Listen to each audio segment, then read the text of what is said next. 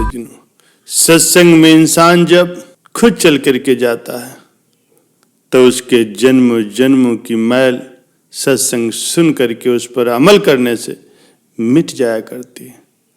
सत्संग इस कलयुग में एक ऐसा सहारा है जैसे डूबते हुए को नाव मिल जाए, बल्कि उससे भी बढ़िया है।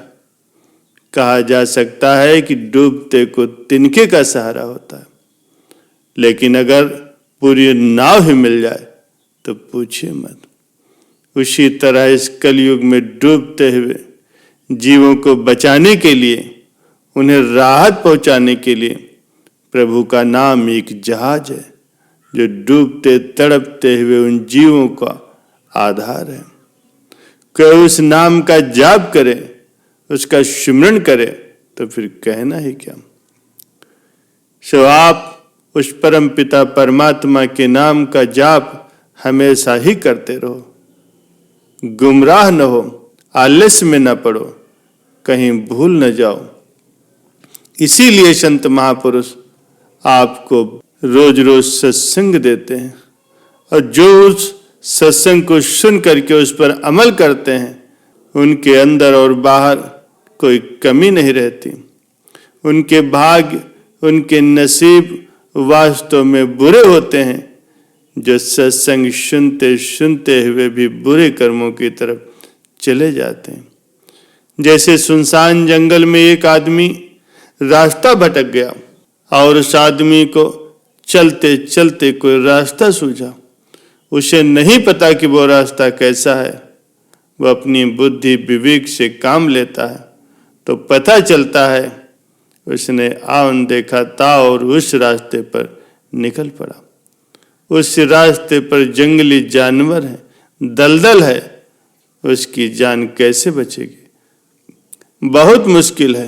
वो लुट जाता है डाकुओं के द्वारा, घायल हो जाता है जंगली जानवरों के हाथों और फंस जाता है दलदल में।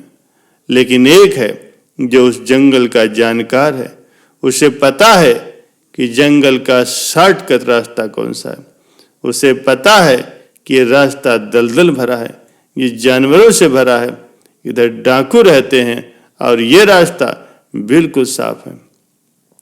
पर वो इंसान फिर भी दलदल वाले रास्ते में चला जाए, डाकुओं की तरफ चला जाए या जंगली जानवरों वाले उस रास्ते में खो जाए तो आप उसे क्या कहिएगा?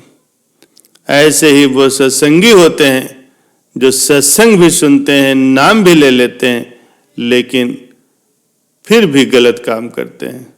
लेकिन जब वो ऐसे जंगली रास्तों पर निकल पड़ते हैं तो फिर दोष किसका है? आप तो जानकार हो, जिसने सत्संग सुना है, नाम ले रखा है, वो ये जानता है कि यह रास्ता गलत है। यहाँ पर काम, क्रोध, लोभ, मोह और अहंकार टूट पड़ेंगे, सब बर्बाद कर देंगे। वो सब जानता है। अगर जानते बूझते हुए भी वो उस रास्ते का चयन करता है तो फिर उसमें भगवान का या गुरु का क्या दोष है? वो अपने कर्मों की सजा भोगता है, तड़पता है, व्याकुल रहता है। प्यारे सज्जनों, आपको तो पता है कि गलत रास्ते पर नहीं चलना है, फिर आप मन के लोभ और लालच में क्यों पड़े हो? क्षणिक स्वाद के लिए आप अपने सद्गुरु से मुंह फेर लेते हो। क्यों सत्संगी की बातों को दरकिनार कर देते हो? अमल क्यों नहीं करते? जब आप अमल नहीं करते, जब आप वचनों को टालने लगते हो तो फिर जिंदगी में दुख आ जाता है। आपको दुख और कष्ट घेर लेते हैं। फिर इसके लिए भी तैयार रहना। दुख आपने सहेजे हैं, फिर उनको भोगने के लिए भी आप ही तैयार रहना। फिर आप भगवान को दोष देते हो, सद्गुरु को दोष देते हो। पहले तो आप सुनते नहीं, संत महापुरुषों की शिक्षाओं पर ध्यान नहीं देते, और जब फंस गए, तड़पने लगे, तो फिर आपको भगवान की याद आई, गुरु की याद आई। आप ऐसा क्यों करते हो? मन की वजह से। जवानी तो गधे पर भी आती है, आपके कोई अलग से नहीं आई। वो जवानी जो सद्गुरु के लेखे में लगे, समाज के भलाई में लगे, जो भक्ति इबादत में पल पल गुजारे, अरे उस जवानी के बराबर दुनिया में तीनों लोकों में कोई नहीं होता। उसकी भक्ति अव्वल दर्जे की मंजूर होती है, या कोई बचपन में लग जाए और आखिर तक निभा दे, उसकी अव्वल दर्जे की भक्ति होती है। लेकिन यहाँ पर जब लोग दोहरा मापदंड अपना लेते हैं, अपने सद्गुरु को, अपने भगवान को मूर्ख बनाना उनकी आदत हो जाती, और ये भी दिखाते हैं कि मैं भगत हूँ, और काम वो करते हैं जो संत महापुरुष करने से रोकते हैं, तो फिर दुखों के पहाड़ को गिरने से कोई नहीं रोक सकता। वो फिर तड़पेंगे, रोएंगे, तब आप होंगे और आपके दुख होंगे। भला कोई कैसे आपको बचाएगा?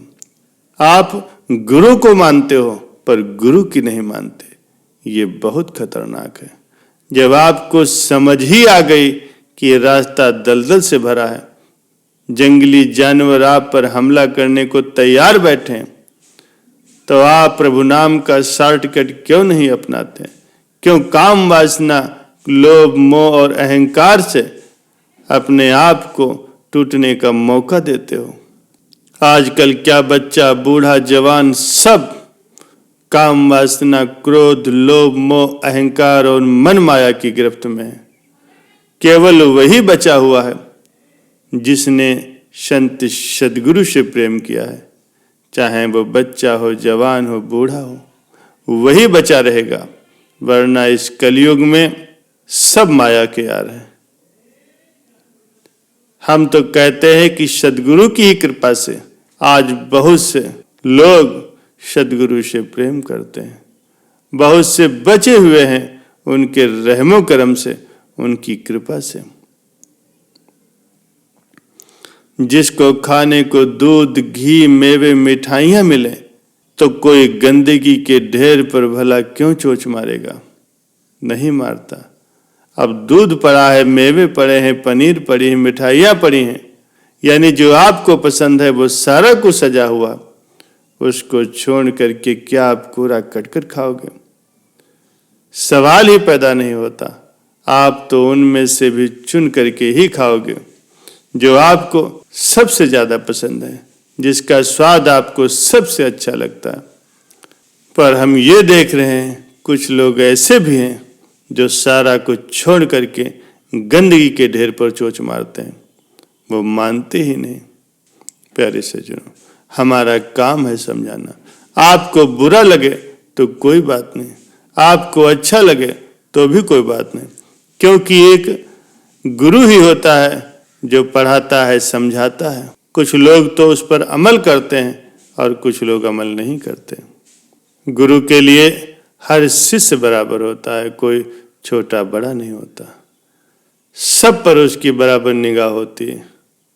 वो कदम कदम पर अपने शिष्य को समझाता है। गुरु समझाता है कि बेटा अपने मन की न सुन, अपने जमीर की सुन, अपने सद्गुरु की सुन, तभी तेरी तकदीर बनेगी।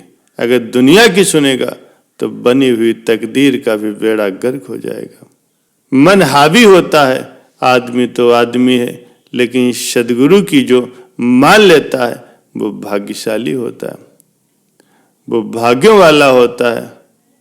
चाहे कोई कुछ भी क्यों न कर ले, फिर भी मालिक उस पर अपने रहम और करम बरसाता रहता है। जो अपने सद्गुरु पर दृढ़ विश्वास रखता है, प्रभु के नाम का सिमरन करता है, जिसने अपने कर्मों को सुधार लिया है, उसके जीवन में कभी भी पतझड़ नहीं आता। उसके जीवन में हमेशा ही बहारें छाई रहती हैं। आप मालिक के प्यारे हो, आप संत सद्गुरु पर दृढ़ विश्वास रखोगे, सेवा सिमरन करते रहोगे, परमार्थ में लगे रहोगे, तो यकीनन आपके लिए हर मौसम में बहार ही बहार होगी, यहाँ भी और अगले जहां में भी।